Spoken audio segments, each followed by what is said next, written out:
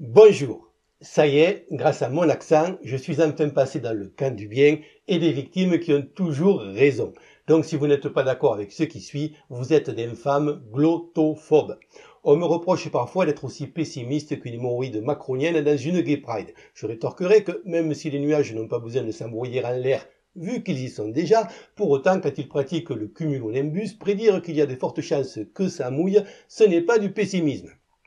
Mais il y aura toujours des gens pour s'accrocher à l'espoir de passer entre les gouttes et considérer que tant qu'on n'est pas face à un tsunami de 100 mètres de haut pendant un tremblement de terre d'une magnitude de 9,5 à proximité d'une centrale nucléaire dont le cœur a démarré sa fusion, le jour même où l'on a appris que l'on était atteint d'un cancer incurable en phase de terminale et qu'entre un avis d'huissier avant saisie, une demande de divorce et un recommandé de la banque pour notifier notre interdit bancaire, une lettre de la préfecture ne nous a pas laconiquement informé de la perte des derniers points de notre permis, chose peu importante lorsque la voiture est de toute façon en panne et qu'on n'a pas les moyens de la faire réparer, il y a toujours des raisons d'espérer.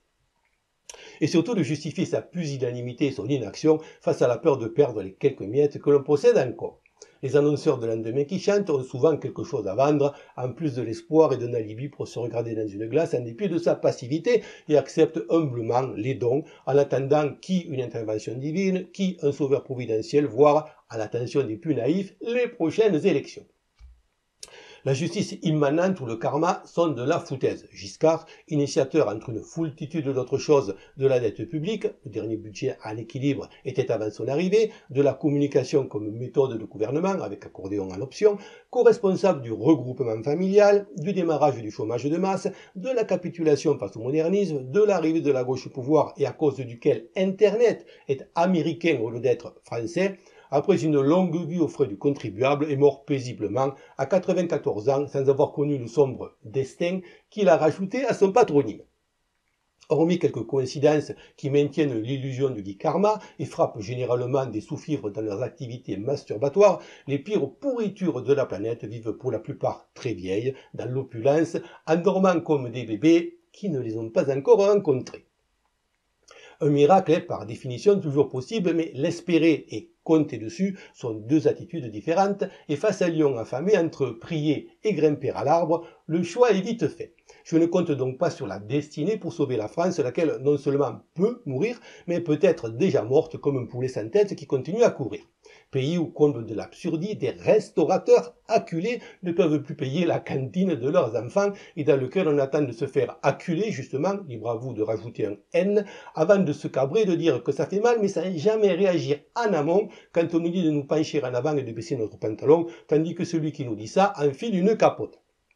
Hors parenthèse des gilets jaunes originaux, les seuls qui bougent encore sont les antifas et l'extrême gauche, juste pour dire qu'ils ont cru voir une croix gammée sur la dite capote et exiger qu'on en mette une verte à la place. Une extrême gauche qui n'est là que pour donner une illusion de lutte, épuisant les énergies dans des combats secondaires contre les mauvaises cibles et pour chasser de la rue, au passage, ceux qui auraient une vraie légitimité à s'en emparer. Quand on a affaire à un violeur multirécidiviste, on ne manifeste pas pour faire retirer l'enculade du jour. On sort pour mettre le dit violeur hors d'état de nuire. Toute manifestation qui par ailleurs n'aura de réalité médiatique, c'est-à-dire de réalité tout court, que si on décide de lui en donner une, qui n'a pas pour finalité le départ de Macron et de sa bande de dégénérés toxiques, est une manipulation qui revient à valider leur légitimité. Macron, que de plus en plus de gens appellent le putois sur les réseaux sociaux, au risque de vexer des animaux qui n'ont pas mérité ça, tel Mirabeau, lui aussi prétendant abusivement être là par la volonté du peuple, ne partira que par la force des baïonnettes ou par quelques émules de Ravaillac si d'aventure les toilettes de l'Élysée se bouchent et qu'il met sa vieille poule au pot. En d'autres termes, quand on est en guerre, comme le dit notre gérontophile à voile et à hydrogène, lequel ne pensait pas forcément au virus en employant ces mots, aller à la bataille si on n'est pas prêt non seulement à tuer, mais aussi à dire avant adieu à sa femme et à ses gosses et à mourir, ne sert strictement à rien. Or, l'autre jour, j'ai eu le malheur d'éternuer dans le bureau de poste et 3 personnes, dont une très vieille dame dont je n'aurais jamais soupçonné l'agilité résiduelle, se sont jetées sous la table en hurlant « Covid ». J'exagère à peine. Du coup, devant le succès de la dite opération Covid, même si elle se transforme logiquement à court terme en opération frigo vide, j'ai un peu de mal à imaginer les mêmes se jetant à l'assaut de l'Élysée au péril de leur vie.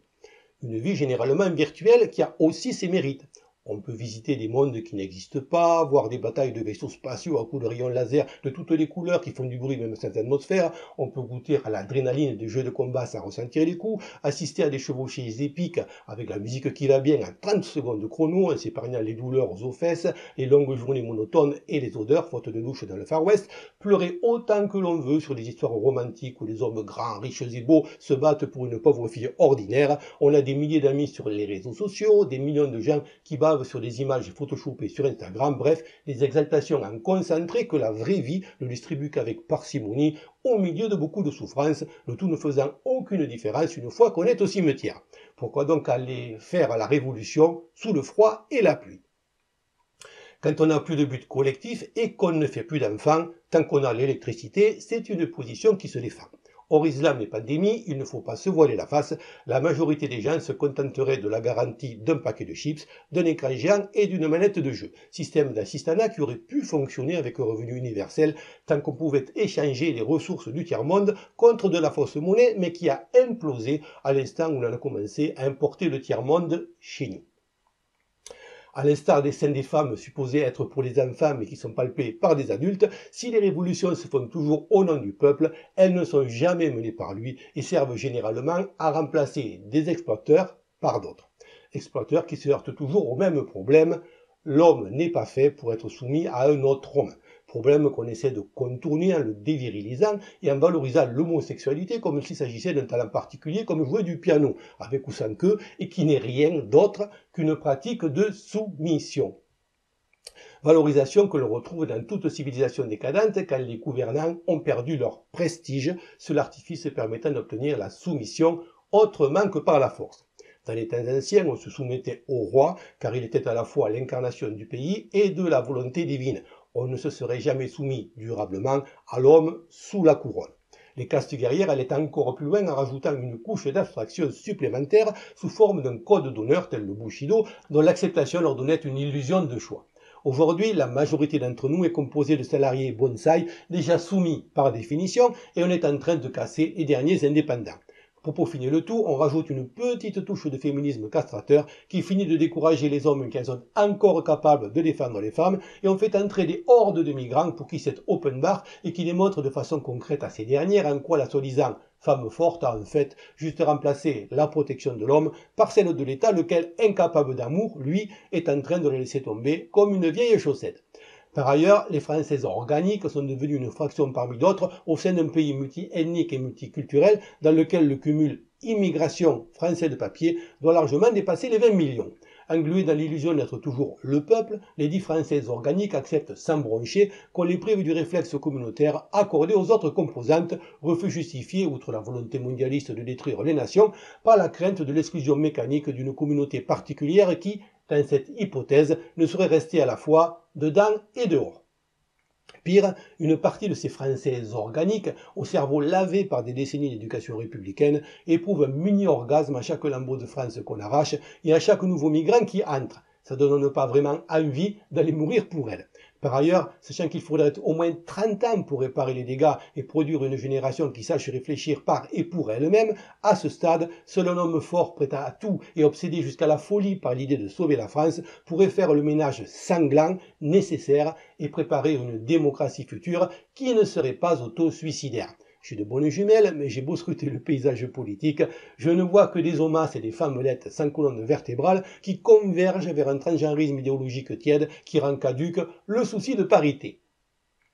Outre l'escroquerie de base du système électoral façon face je gagne, pile tu perds, on met souvent en avant la décroissance vertigineuse de l'intelligence depuis la moitié du 19e siècle, aggravée par une immigration massive, pour expliquer notre propension à élire des cons, même si la dite baisse a pu être un temps masquée par le paradoxe de Flynn, en gros le fait que notre cerveau, surentraîné à certaines tâches complexes par le mode de vie moderne, réussit mieux les tests de QI en dépit d'une intelligence en baisse. Désormais, ce paradoxe a atteint ses limites et la décroissance est visible. Pour autant, la démocratie serait encore concevable, même dans un pays avec un QI moyen à 2 chiffres, les gens pouvant tout à fait prendre de bonnes décisions s'ils sont correctement informés et se voient inculquer par l'éducation un raisonnement logique. Le problème étant que, face à la propagande qui tient lieu d'information, s'informer correctement demande aujourd'hui énormément de temps, d'efforts et de sagacité, et même un génie, s'il ne fait pas ces efforts face à des informations biaisées, prendra de mauvaises décisions. Et c'est d'autant plus qu'il évoluera dans une société devenue folle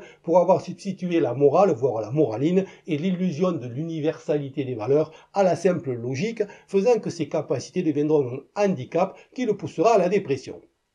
Morale qui fait que, par ailleurs, au nom de l'égalité, non seulement on ne favorise pas les plus intelligents, les plus capables, les plus travailleurs, mais qu'on subventionne les autres qui sont déjà statistiquement enclins à faire plus d'enfants, et qu'au nom de l'humanité, de la même façon que l'on tue l'économie au prétexte de sauver quelques milliers de vies qui se seraient éteintes quand même dans des délais similaires, on ne permet plus la sélection naturelle, faisant que de nombreux individus qui jadis auraient été éliminés par la dite nature, non seulement survivent, mais se reproduisent, contribuant à une dégénérescence exponentielle de l'espèce. Il suffit de regarder Castex.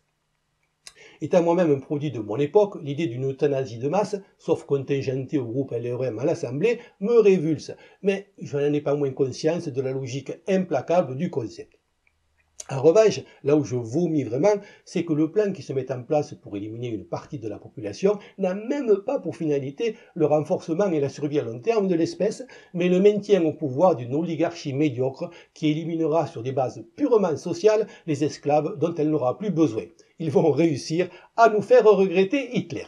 Je ne dis pas ça pour vous démoraliser, au contraire, une fois qu'on a regardé certaines réalités en face, non seulement devant le caractère inéluctable d'une partie d'entre elles, sauf à aimer pester contre la pluie plutôt que d'acheter un parapluie, on acquiert une certaine sérénité, non seulement on évite de perdre son temps dans de mauvais combats au bénéfice exclusif de quelques profiteurs, mais même pour les causes plus efficaces, la conscience de son faible poids dans la balance et du fait que le monde continuera à tourner sans nous, limite les engagements excessifs et destructeurs, sachant que 10% de l'effort permettent d'obtenir 80% de résultats tout en préservant sa santé physique et morale et sa vie de famille sans lesquelles, si une véritable opportunité de combat se présente, on ne sera pas en état de participer.